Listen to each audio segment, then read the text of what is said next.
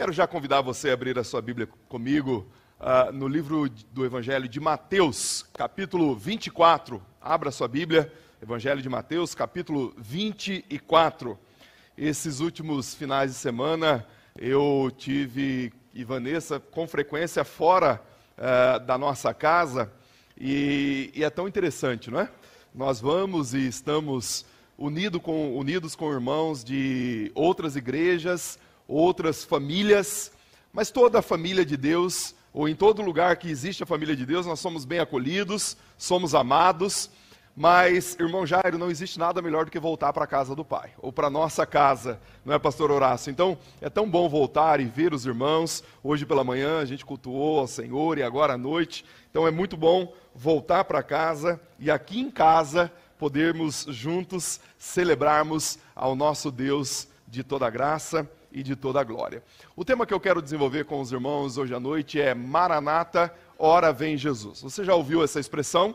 É uma expressão que, especialmente o livro do Apocalipse, lá no capítulo 22, mostra pelo menos duas vezes, uma no versículo 17 e outra no versículo 20, quando ele diz que o Espírito e a noiva dizem, ora vem, Senhor Jesus. E depois no versículo 20 ele diz, eis que não tardo, cedo venho, e aí há um colóquio de pessoas ou de seres dizendo, ora vem Senhor Jesus. Essa expressão é uma expressão bastante alvissareira e deveria estar no nosso coração a todo o tempo. Mas o capítulo 24 que eu quero trazer à reflexão hoje à noite, ele é um dos capítulos, ou melhor, o sermão escatológico, ou o sermão das últimas coisas, dos últimos tempos, que Jesus Cristo profere aos seus discípulos. Esse sermão ele está contido tanto aqui no capítulo 24 do Evangelho de Mateus, como no capítulo 21 do Evangelho de Lucas, e também no capítulo 13 do Evangelho de Marcos. Cada um com a sua ótica, cada um com o seu olhar, mas o conteúdo é o mesmo. Porém, aqui no capítulo 24 é o texto de maior composição, ou de maior expressão. Nós temos aqui 51 versículos, o Senhor Jesus trazendo realidades dos finais dos tempos. Quando eu falo de um tema como esse, eu não quero simplesmente datar a vinda de Jesus. Até gostaria de ter essa possibilidade, embora eu saiba que seja uma loucura. Eu gostaria de dizer, olha, Jesus está voltando hoje à noite. E todos nós que estamos aqui, que somos servos do Senhor, filhos do Senhor, iremos estar com Ele. Mas nós não podemos fazer isso, nós não temos essa competência, nós não temos essa ciência, mas o fato é que, muito embora não tenhamos a competência e a ciência sobre esse tema, sobre essa temática, mas nós temos aqui alguns apontamentos no capítulo 24 do Evangelho de Mateus. Mas antes de entrar no capítulo 24, como vocês sabem, eu gosto sempre de pavimentar, palmilhar alguma coisa antes. No capítulo 23 aqui do Evangelho de Mateus, o Senhor Jesus, os irmãos precisam entender que o contexto histórico, ou o contexto do momento ali, é a iminência da festa da Páscoa. Então Jesus e seus discípulos já estavam em Jerusalém para participar da festa da Páscoa, que logo aconteceria.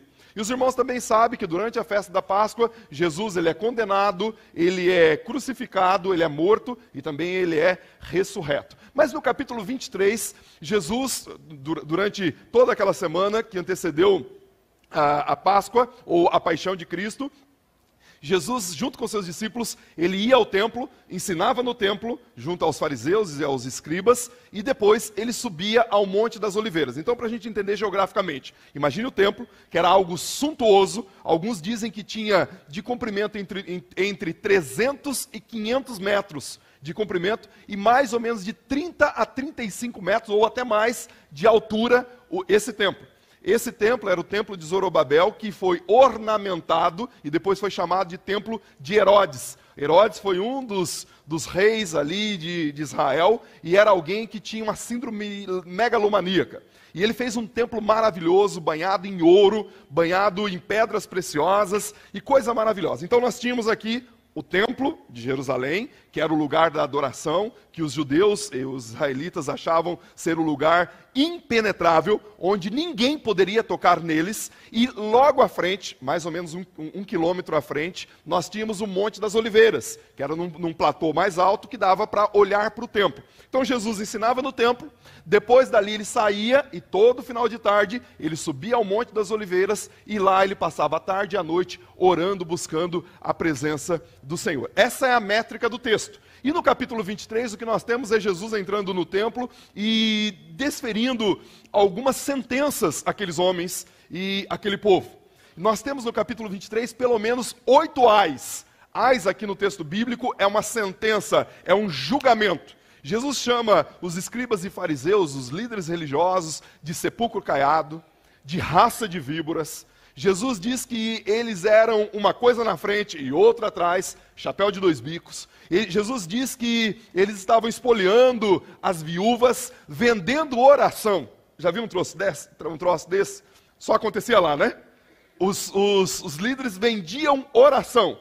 Entrava na casa das viúvas, ocupavam o espaço e faziam longas orações para que pudesse receber por essas orações lá na casa daquelas viúvas, daquelas mulheres, nesses casos, mulheres que tinham algum poder financeiro. Então, Jesus, ele dá essa sentença e pense que não é pouca coisa. Imagine um brasileiro entrar num recôndito argentino e começar a falar mal do time de futebol deles. Mas o negócio lá, aqui com Jesus, era muito pior. Porque Jesus está apontando algo espiritual. Jesus está apontando a decadência desse povo e a decadência dessa nação. Mas quando chega do versículo 33 até o versículo 38, ou caminhando do 33 em diante do capítulo 28, Jesus então faz algumas sentenças e dentre elas, em especial, caminhando ali para o final, ele vai dizer que, ele faz uma fala dizendo o seguinte: Jerusalém, Jerusalém, que mata os seus profetas e apedreja aqueles a quem Deus enviou.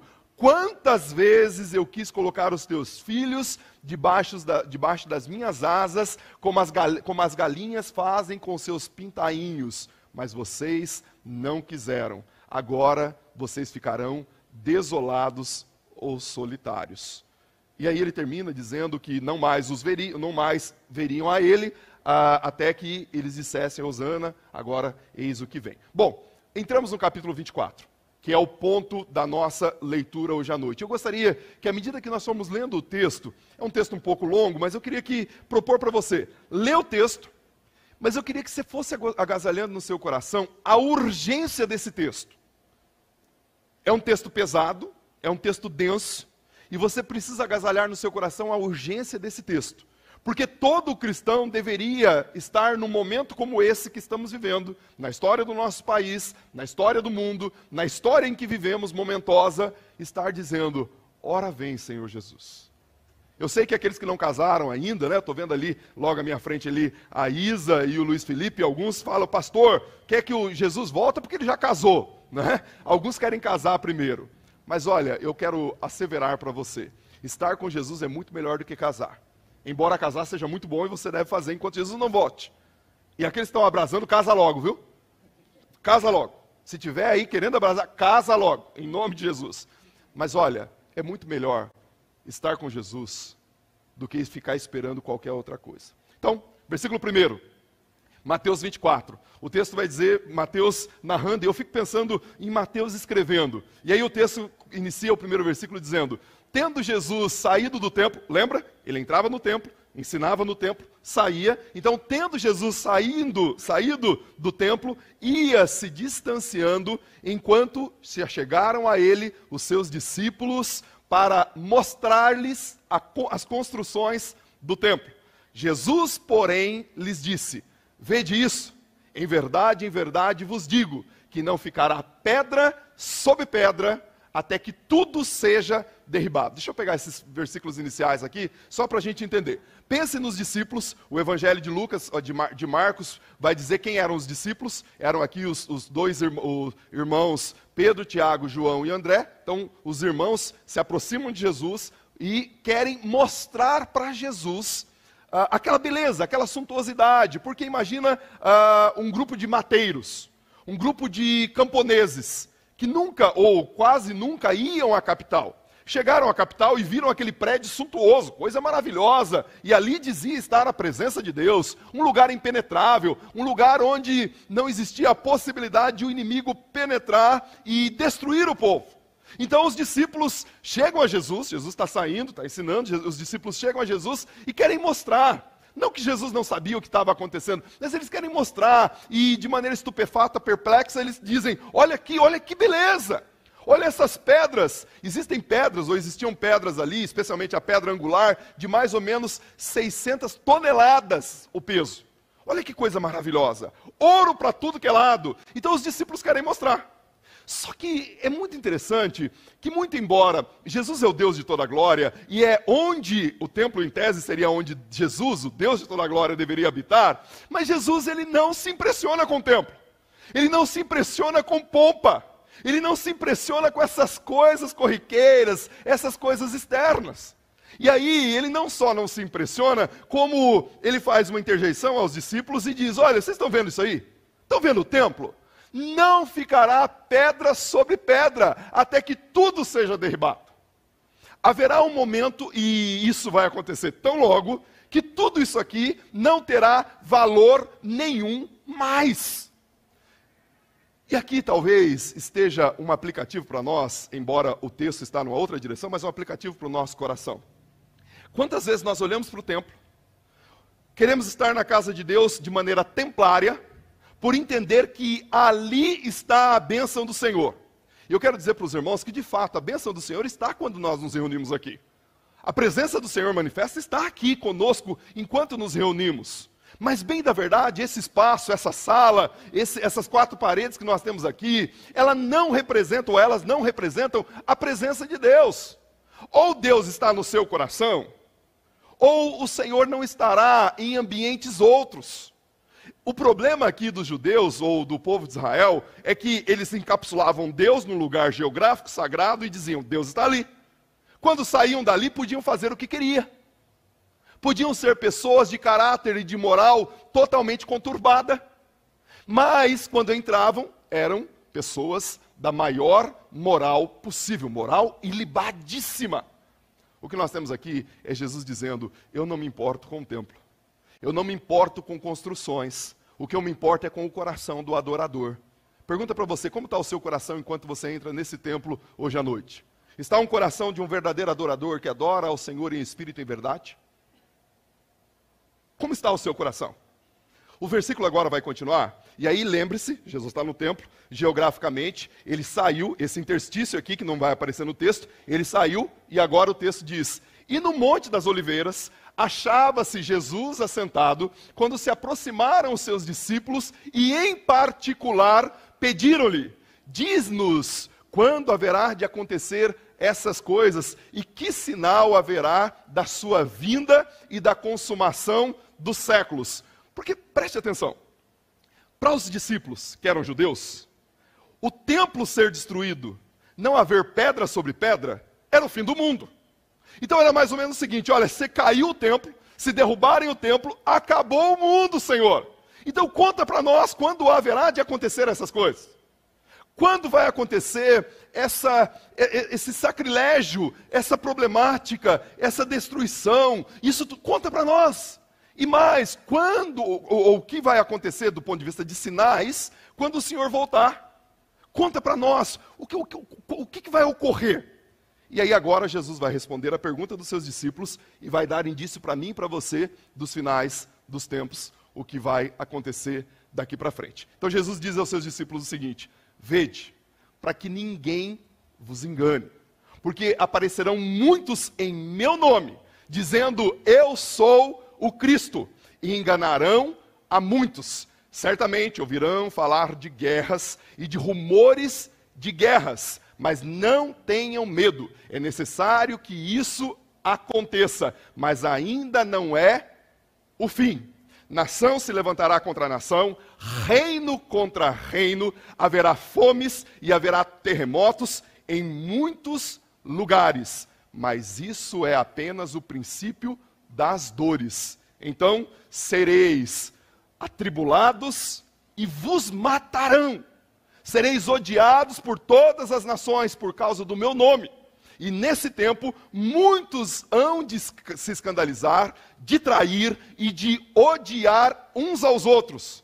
Multiplicar-se-ão os falsos profetas e enganarão a muitos. E por causa da multiplicação da iniquidade, o amor de muitos se esfriará. Então, o evangelho do reino será pregado em todo o mundo, para testemunho de todas as nações, então virá o fim. Para aqui no versículo 14, a gente começa no versículo 15 daqui a pouco, só para a gente ir entendendo o que Jesus então vai falar. O que ele coloca para nós agora de maneira cristalina é a aparição de algumas coisas que são sinais peremptórios, sinais com fixidez daquilo que haveria de acontecer doravante, em especial, naquele caso ali, num contexto imediato. Então, quando nós olhamos para o texto, nós temos contexto imediato acontecendo e um contexto escatológico de coisas que aconteceram depois e algumas coisas que ainda hão de acontecer. Algumas delas nós estamos presenciando, inclusive hoje. Inclusive hoje. Mas o que Jesus diz, olha, fiquem atentos. Primeira Igreja Batista em Foz do Iguaçu, fiquem atentos, para que vocês não sejam enganados. Porque se levantarão muitos dizendo, eu sou o Cristo, ou eu sou o Messias, eu sou aquele que haveria de vir. Falsos profetas se levantariam. Homens fazendo tudo que é tipo de coisas indecorosas. E infelizmente muitos gostando de ouvir. Erlane, a pior coisa não é ver o falso profeta agindo. Não é ver o falso mestre agindo. A pior coisa é ver o povo olhando e visualizando o falso mestre proclamando a sua mentira e as pessoas absorvendo. E por que as pessoas absorvem? Porque não ouviram a palavra do Senhor. Vede, para que vocês não sejam enganados. Vede na palavra. Vede, porque à medida que você se satura o seu coração da palavra, quando vem aquilo que é mentiroso, aquilo que não é a palavra de Deus, automaticamente você consegue discernir o que é vida e o que é morte. O problema é que nós estamos saturando o nosso coração com vídeos, estamos saturando o nosso coração com coach, estamos saturando o nosso coração com um sem número de outras coisas, e quando a palavra de Deus é pregada, existe um cansaço no nosso coração. E aí Jesus diz, olha, preste atenção, se levantarão falsos profetas, vocês ouvirão falar de guerras e rumores de guerras. Olha, que coisa interessante. Pastor, mas guerras sempre houveram na história da humanidade. É verdade. Mas existe uma estatística que só no século XX e o século XXI, todas as mortes das guerras anteriores, que foram catalogadas, naturalmente registradas, todas as mortes das guerras anteriores não foram o número de mortes que existiram entre o século XX e o século XXI, em especial, majorando pelas duas guerras mundiais que houveram. 123 milhões de mortes só no século XX e o início do século XXI que nós estamos vivendo. Olha só para os irmãos entenderem ou perceberem como as guerras estão aumentando. Os irmãos sabem que 50% dos cientistas que estudam na face da Terra no momento, estudam ou buscam ou pesquisam maneiras de desenvolver armas cada vez mais letais.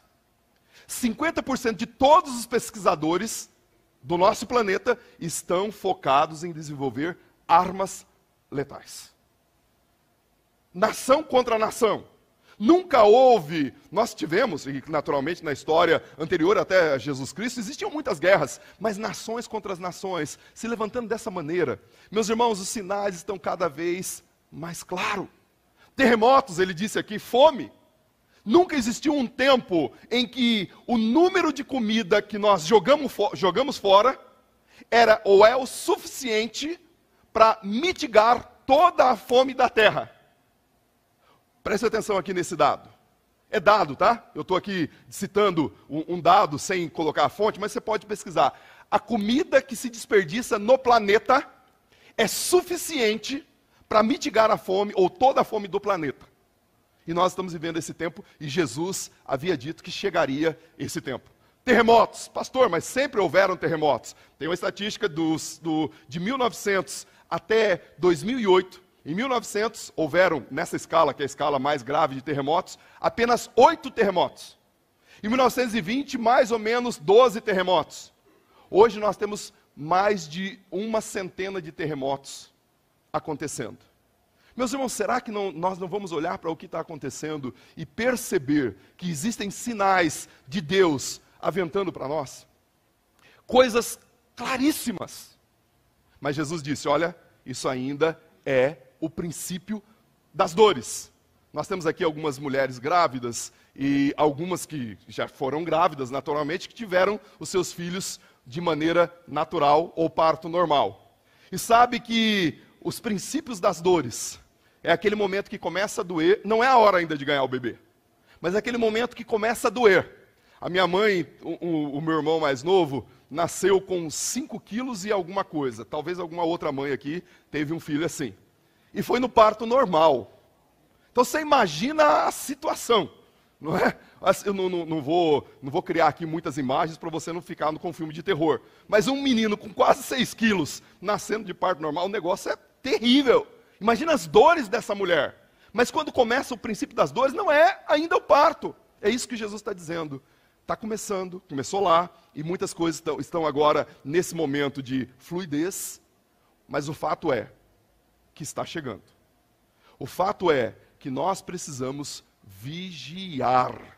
E aí ele disse que o amor de muitos se esfriaria. Pela multiplicação da iniquidade, o amor de muitos se esfriaria. Naquele tempo, diz aí o verso 10, que muitos se escandalizariam. Escandalizar aqui, muitas vezes é usado no sentido de causar escândalo ao outro, mas aqui é no sentido de deixar, é mais ou menos a conexão da apostasia. Deixar a fé, deixar aquilo que era de primaz importância para a minha vida. Mas não só isso, trairiam. Gente traindo. E a traição aqui não é uma traição de uma traição extraconjugal, nada disso. É a traição no sentido de deixar o seu Deus. Odiando uns aos outros. E o texto de Lucas vai dizer que filho contra pai, pai contra filho, coisas dessa natureza. Meus irmãos, nós estamos vendo isso nos últimos tempos. Os sinais estão se amostrando. As coisas estão se afunilando. E nós podemos continuar achando que está tudo muito bem. Vivendo a vida doidado. Mas o fato é que as coisas se afunilam, a perseguição vem, e o texto bíblico aqui vai dizer que nós seríamos perseguidos, atribulados, por causa do nome de Cristo. E é coisa interessante, deixa eu abrir um parênteses aqui. Contra os cristãos, pode falar contra pastor ladrão, pastor X, pastor... Pode falar contra Jesus. Pode fazer o que quiser contra os cristãos. Pode, inclusive, perseguir os cristãos. Aliás, nunca existiu nos últimos tempos, entre metade do século XX e o início do século XXI, a perseguição e morte de cristãos é um número alarmante. Nós vivemos num país livre e a gente não tem a noção do que está acontecendo. Mas contra os cristãos podem tudo. Você só não pode falar contra os outros grupos minoritários. Mas contra os cristãos podem tudo. E aí você diz, pastor, mas nós precisamos fazer alguma coisa. Sim, precisamos. E precisamos orar. Mas o fato é que Jesus já estava dizendo, meu irmão. Existe uma orquestra satânica e diabólica contra o povo de Deus. E você quer que eu diga o pior? Se você faz parte do povo de Deus, a tendência é piorar. O povo de Deus, quando não foi perseguido, é porque o povo de Deus não estava sendo fiel ao seu Deus. Na história da humanidade, é assim que tem acontecido. Mas aí, o texto vai continuando e no final dessa parte ele diz, então, o evangelho do reino será pregado em todo o mundo, para testemunho de todas as nações, e então virá o fim. Irmãos, aqui tem um dado lindo, que eu queria retomar no final, mas eu já quero trazer para os irmãos. A Bíblia Sagrada, nunca houve na história do mundo, eu estou colocando esses dados para mostrar como os sinais estão chegando. Nunca houve na história da humanidade, ou do cristianismo, nos últimos 2000 anos, o que o que nós chamamos de o evangelho chegando nos 4 cantos da terra. Hoje, para os irmãos terem uma ideia, existem mais ou menos 3.000 e poucas etnias ou idiomas que ainda não têm a Bíblia impressa. Só que essas 3.000 e poucas etnias ou idiomas são minoritários. Para os irmãos terem uma ideia, nós já temos a Bíblia toda para pelo menos 5 bilhões de pessoas no globo terrestre. O Novo Testamento para pelo menos 1 bilhão e 700 no globo terrestre.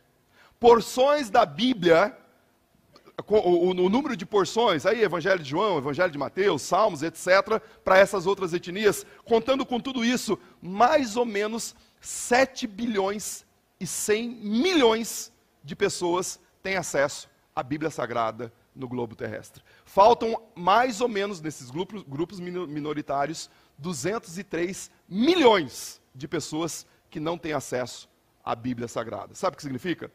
O país do tamanho do Brasil, de habitantes, não tem a Bíblia Sagrada. Com o avanço da tecnologia, da internet, hoje um sermão como esse pode alcançar centenas de milhares de pessoas. A Bíblia está sendo traduzida.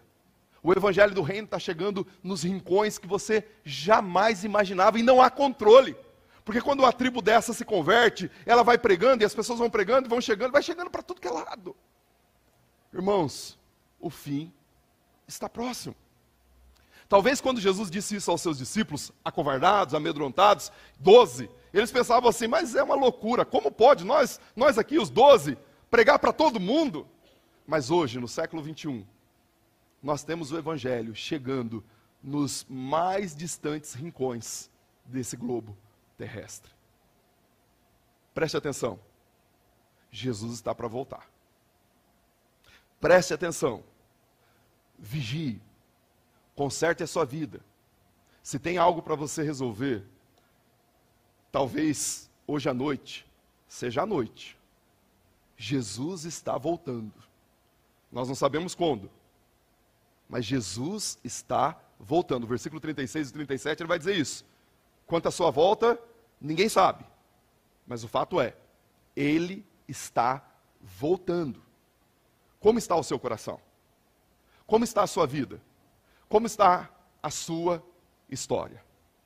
E aí o versículo 15 vai dizer, e quando virdes o abominável da desolação, entrar no lugar santo, aquele de quem o profeta Daniel dissera, aí ele abre um parênteses, quem lê, entenda, depois você vai lá para o capítulo 21, versículo 20 do Evangelho de Lucas, você vai ver Lucas interpretando. O lugar da desolação é o lugar de Jerusalém, quando foi desolado na década de 70, no primeiro século, quando Tito, o imperador romano, entrou em Jerusalém, destruiu toda Jerusalém e também destruiu o templo de Jerusalém. Então, fecha parênteses aqui, e aí ele continua. Nesse dia, os que estiverem em Jerusalém, fuja para os montes. Os que estiverem no eirado, não desça para casa para retirar nada. Os que estiverem no campo, não regressem para trás para buscar a sua capa. Ai das mulheres grávidas naqueles dias e das que amamentam. Orai para que o dia da sua fuga não aconteça no inverno e nem no dia de sábado. Deixa eu só parar aqui, só para explicar rapidinho. Só para a gente entender o que está acontecendo aqui. Especialmente nesse contexto aqui, Jesus está falando de uma profecia, era uma profecia que aconteceu mais ou menos 30 anos depois da sua morte.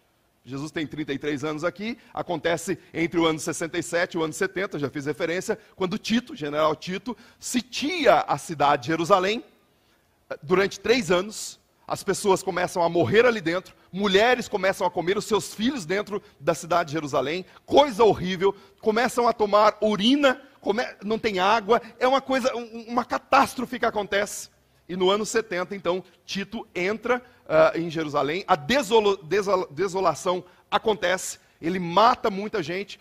Alguns que haviam ouvido a profecia de Jesus, subiram para um monte e conseguiram se safar, ou sair, ou não ser pego naquele cerco, mas o fato é que muitas pessoas morreram nesse tempo aqui.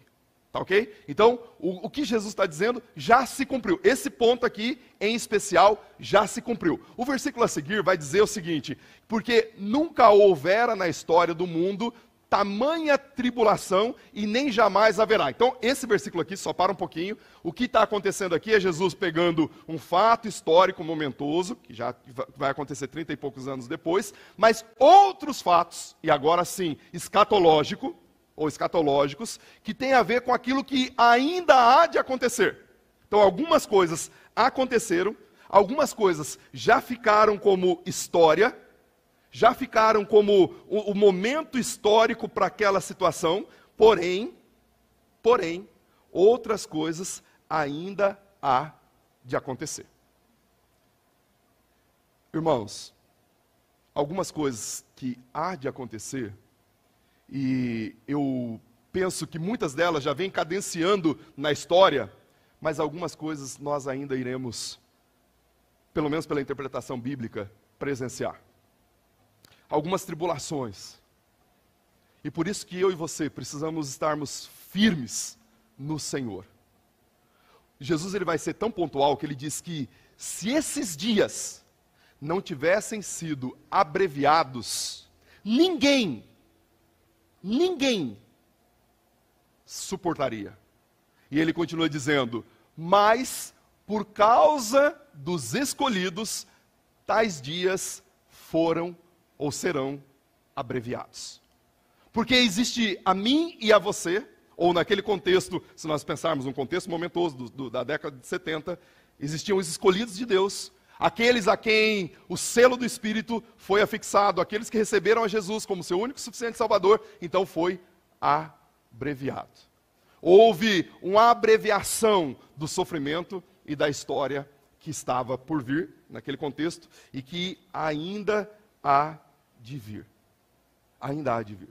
E aí, continuando no versículo 23, ele diz: então se disserem a vocês, presta atenção, ele falou lá no versículo 4, vede, para que ninguém vos engane. Agora no versículo 23 ele diz: então se disserem a vocês, eis aqui o Cristo, ou ei-lo ali, ele está aqui, ou está ali, não acrediteis. Não acrediteis. Por quê? Porque se levantarão muitos falsos cristos e falsos profetas, e realizarão sinais e prodígios, e enganarão, se possível, até os eleitos. Irmãos, preste atenção na seriedade que Jesus está dizendo aqui. Esses homens que estão por aí, com o beiço doce, a língua gostosa de se ouvir, esses que pregam um evangelho tranquilo, gostoso. Essa expressão que nós temos aqui, não só de falsos mestres, falsos profetas, o falso Cristo, depois nós vamos ver o anticristo, mas o fato é que Jesus está dizendo: olha, eles enganarão, se possível, até os eleitos. Se você não prestar atenção, daqui a pouco você está engodado. Irmãos, é sério. É sério. Um crente pode ser engodado se não estiver bebendo da água viva. E se não estiver sorvendo da palavra de Deus. Porque a coisa é tão sutil, a coisa é tão gostosa, se você não estiver atento. Aí Jesus disse: vede, porque eu estou prevenindo-vos. E se disserem, o Cristo está no deserto, não sairá para lá. Ou então, ei-lo aqui no centro da casa, não acrediteis. Pois assim como o relâmpago sai do oriente e se mostra no ocidente, assim será a vinda do Filho de Deus. Onde estão os cadáveres, ali se ajuntam os abutres. Parar aqui no versículo 28, só para a gente fazer uma tomada para esse entendimento. Daqui a pouco Jesus vai dizer da sua vinda, como vai ser a sua vinda. Mas, irmãos, por que uma mensagem como essa, uma leitura de um texto como esse é importante? Para nos alertar. O final está chegando. Jesus está voltando. As perseguições estão por aí. Irmãos, a situação é tão grave que tem algumas coisas que a gente não pode nem mais falar. Se falar, você pode ser taxado como alguém que está contra o sistema. E talvez a perseguição esteja light para uns, e mais light para uns e menos para outro, porque se você se adequar ao sistema, está tudo tranquilo. Se você beijar o anticristo, está tudo tranquilo. Se você se amoldar ao processo, tranquilo.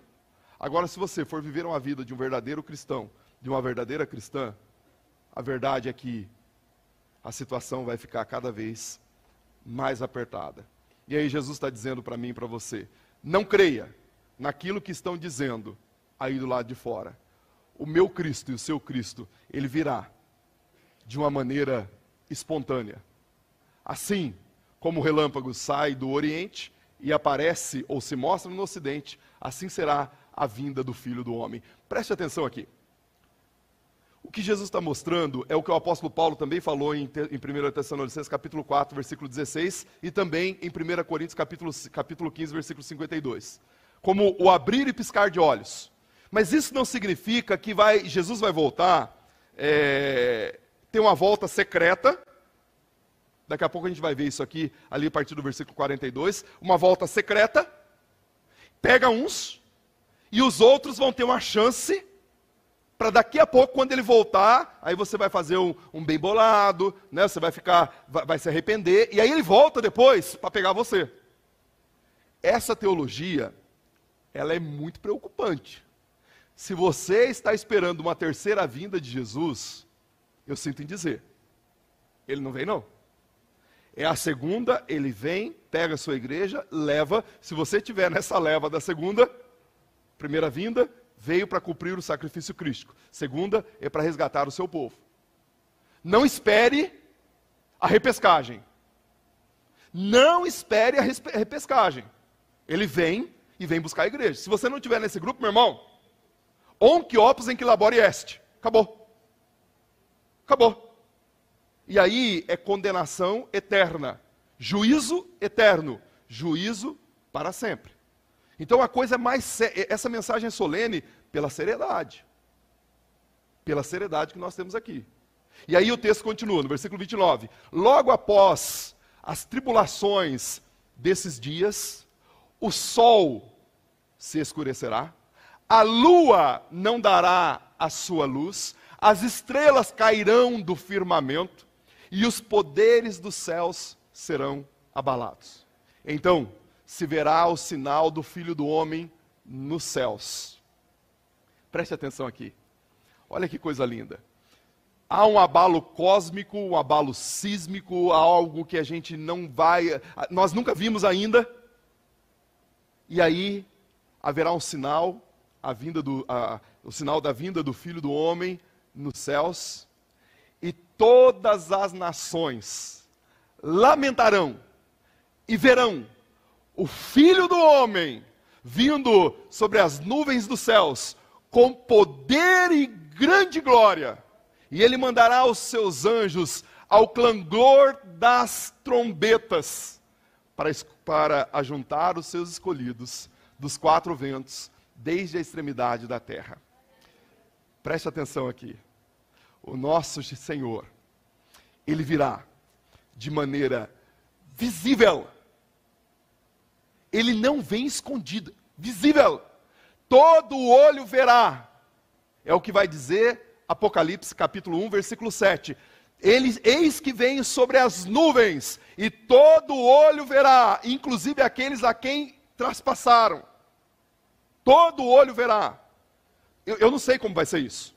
Uma vez, uma repórter fazendo uma entrevista com um pastor, dizia, mas você não acha que esse negócio é muito cinematográfico? Jesus voltando, todo olho vê, como que pode? Aí o pastor disse para ela o seguinte, olha, se os hollywoodianos conseguem fazer efeitos especiais dessa maneira, imagine o nosso Deus.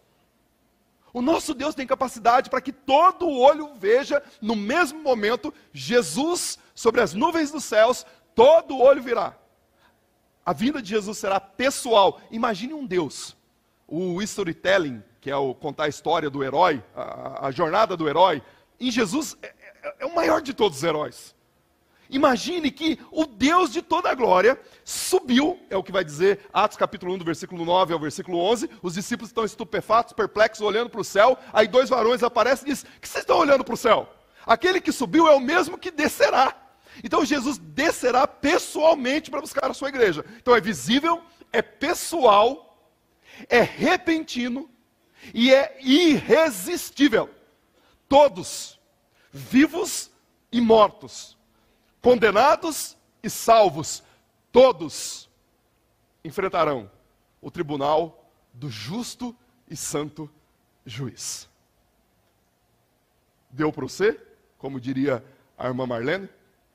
Só que tem um detalhe. Ele manda os anjos à frente, e os anjos vão recolhendo, sem a mínima possibilidade de errar. Não pense você que o anjo vai olhar para você, que está vivendo de maneira ímpia, e vai dizer o seguinte, não, esse aqui é um ímpio, 50% ímpio, 50% justo, vou levar. Não vai, filho. Esse anjo aqui está bem treinado. É o mesmo anjo do capítulo 25, que vai separar os bodes das ovelhas. O joio do trigo. Meu irmão, é sério. Jesus está dizendo que tem um povo, e ele vai voltar, e ele vai pegar esse povo, e ele vai levar para o céu de glória. Você faz parte desse povo? Você faz parte dessa nação? Aí ele continua dizendo, para caminhar para o final, ele continua dizendo, aprendei com a parábola da figueira, pois quando ela começa a renovar os seus brotos e as suas folhas começam a brotar, sabeis que o verão está chegando. Vós também, quando virdes essas coisas, saberão que está próximo à porta. Em verdade vos digo que essa geração não passará sem que todas essas coisas aconteçam. Olha só,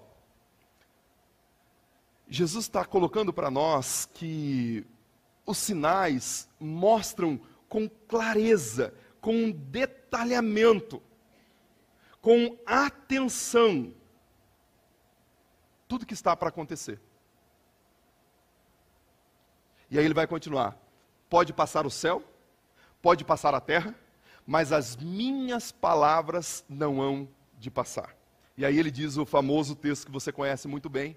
Ele diz, quanto àquele dia e hora, ninguém sabe, nem os anjos dos céus, nem o Filho, senão o Pai. Meus irmãos, muitos tentaram datar o dia da vinda de Jesus. Aliás, teve um irmão batista, William Miller, mais ou menos 1815, começou a datar a volta de Cristo. E na cabeça dele, Cristo voltaria em 1843, 21 de setembro de 1843. Durante 25 anos, ele pregou que Jesus voltaria, as pessoas venderam tudo, no dia subiram os telhados, ficaram aguardando. Sabe o que aconteceu? Bom, você sabe, né? Você está aqui, né? Jesus não voltou. Ele refez os cálculos das 2.300 tardes e noites de Daniel, refez os cálculos, errou por um ano. Não era 1843, 1844. No mesmo dia, todo mundo venderam suas propriedades, bens, posses, tudo isso. Subiram no telhado, chegou o dia, Jesus não voltou. Mas aí ele falou, não, o cálculo está errado. Na verdade, não era 21 de setembro de 1844, era 10 de outubro, ou 23 de outubro, salvo o melhor juízo. O povo, novamente, vendeu tudo. Jesus não voltou. Sabe o que ele fez? Ele falou, seguinte, errei, saiu de cena, foi embora.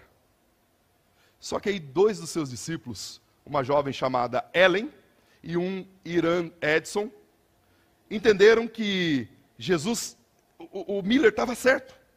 Jesus voltou.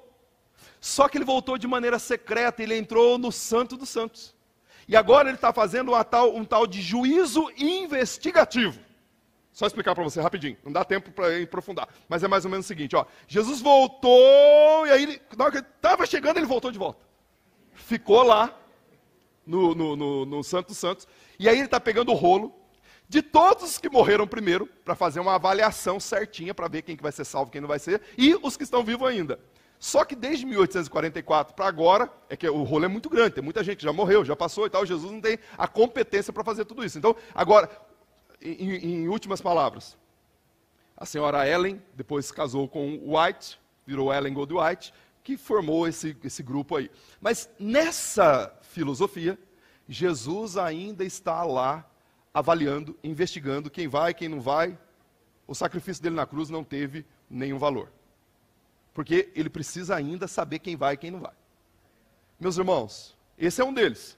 Quando eu era jovem, lá em Londrina e Maringá, vocês devem ter ouvido isso. Um senhor chamado Miranda Leal, podemos falar publicamente porque foi público. Ele profetizou que 1000 chegará, aliás, alguém já tinha dito, 1000 chegará, se 2000 não passará, então 2000 acabaria o mundo. Irmãos, o que era de pavor lá em Londrina, desse negócio que 2000 ia acabar o mundo, vocês não fazem ideia. E ele disse, as pessoas venderam tudo, só que lá tinha um aplicativo diferente, Maurício. Vendia e dava para algum líder, que tinha alguns benefícios. Fato é que 2000 chegou, Jesus não voltou, os recursos ficaram em algum lugar que não se sabe, algumas pessoas perderam tudo ou venderam tudo e deram tudo e ficaram sem nada. Então nós temos pessoas das mais diversas estirpes. O fato é, nós não sabemos quando Jesus vai voltar. E por isso, justamente por isso, que nós devemos, de fato, ficar com os nossos corações voltados para o Senhor. E aí ele continua, e aqui eu continuo para acabar. Ele diz, pois assim como nos dias de Noé, será a vinda do Filho do Homem. Porquanto, nos dias anteriores ao dilúvio, eles comiam, bebiam, casavam, se davam em casamento, até que Noé entrou na arca, e eles não se aperceberam, e veio o dilúvio e levou a todos. Pergunta para você, o que tem de mal em casar? O que tem de mal de se dar em casamento? O que tem de mal em comer, em beber, em negociar? Não há literalmente nada mal nessas coisas. Não há nada que seja ruim. Mas sabe qual era o problema desse povo? É que eles estavam fazendo tudo isso e esquecendo do seu Deus, do seu Criador. Então a questão aqui não é se você é moral ou imoral. A questão aqui não é se você está fazendo coisa boa ou coisa ruim, apenas. É também, mas apenas. A questão aqui é, onde está o meu coração enquanto eu vivo? Marcelo pregou aqui, onde está o seu bolso? Mas onde está o seu coração? Enquanto nós estamos passando por esse tempo. Maranata, a hora vem Jesus, ele está para vir. E se ele vier? Hoje à noite, se ele vier agora, daqui a pouquinho. Como está o seu coração? Ele virá e não vai ser aquela coisa, né, de sobe uns, aí fica a roupa toda dobradinha, bonitinha, aquilo. Meu irmão, o negócio é sério. Não é igual o filme Deixados para Trás, que formulou uma teologia totalmente deturpada. Não é aquilo ali não. Porque aquele filme é com base agora nos versículos que nós vamos ler. Os versículos que nós vamos ler agora vai dizer assim, então, estarão 2 trabalhando no campo, um será tomado e outro deixado. Estarão 2 trabalhando no moinho, uma será tomada e a outra será deixada. E aí ele diz, vigiai, pois não sabeis quando virá o Filho do Homem. Essa parte aqui do texto traz essa ideia de que vai ficar, Deus escolhe uns, leva para o céu, e esses que ficam terão uma segunda chance. Meu irmão, não foi, porque não estava com a sua vida diante de, não estou dizendo de perfeição, mas não estava com a sua vida diante de Deus. Não consertou a sua casa, não caminhou com Jesus. Aliás, ninguém tem condições nenhuma de ir para o céu para si.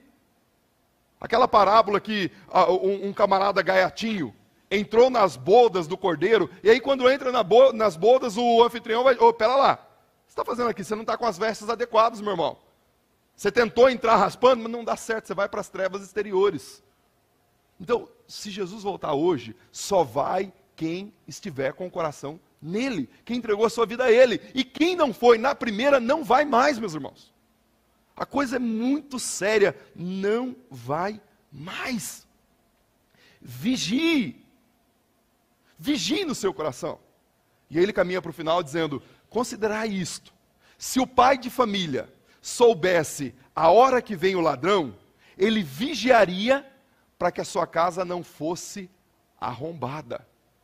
Estais, pois, apercebidos, porque num dia e hora que não sabeis, virá o Filho do Homem, ou virá o Senhor. É no dia ou a hora que nós não sabemos. Se o pai de família souber a hora que vem o ladrão, ele está ali para atender. E é essa a ideia da vigilância, essa ideia de colocar o coração e vigiar. Meus irmãos, Jesus está voltando, você está vigiando? O vigiar aqui não é viver uma vida robótica, não. Vigiar aqui é viver uma vida digna do Evangelho. Uma vida digna do seu Senhor. Ele termina dos versículos a seguir dizendo, qual é o servo fiel e prudente, que o seu Senhor, saindo e confiando a ele os seus conservos, para que ele possa suster durante o tempo determinado, bem-aventurado, olha só, bem-aventurado, Macários, muito feliz, é esse servo que ao tornar o seu Senhor, o encontre fazendo bem. Em verdade vos digo, que ele confiará todos os seus bens nas suas mãos. Mas aquele que disser no seu coração, o meu Senhor tardará, então passar a espancar o seu companheiro, e comer e beber com os ébrios, voltando o seu Senhor, num dia e hora que ele não sabe, irá castigá-lo, e lançará sorte sobre ele, junto aos hipócritas, onde haverá choro e ranger de dentes. No capítulo 25 você vai ter aqui as parábolas das virgens, das 10 virgens, e tantas outras parábolas falando de vigiar. Meus irmãos, esses 51 versículos que nós lemos aqui do Evangelho de Mateus, no capítulo 24, ele só faz sentido se nós olharmos e lermos como uma solene advertência. Uma solene advertência. O Deus de toda graça advertindo o meu e seu coração. E aí, quem sabe, eu e você poderíamos dizer, Maranata, ora vem, Senhor. Você poderia dizer isso de verdade? Não é para você repetir, não. Mas você poderia dizer isso de verdade? Você está com o coração diante do Senhor ao ponto de dizer isso de verdade? Apocalipse capítulo 22, versículo 8, o apóstolo João, eu acho linda essa cena, ele diz, eu, João, foi quem viu e ouviu estas coisas. Quando eu vi e ouvi, eu me prostrei diante do anjo que me dissera essas coisas para adorá-lo.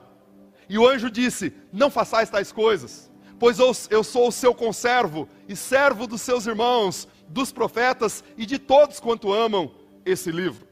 Adora só a Deus, mas não cele o livro, pois o final está próximo. O final está próximo.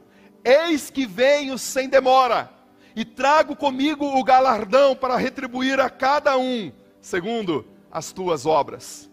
Ficarão de fora os cães, os idólatras, os feiticeiros e os que são afeitos à mentira e fofoca.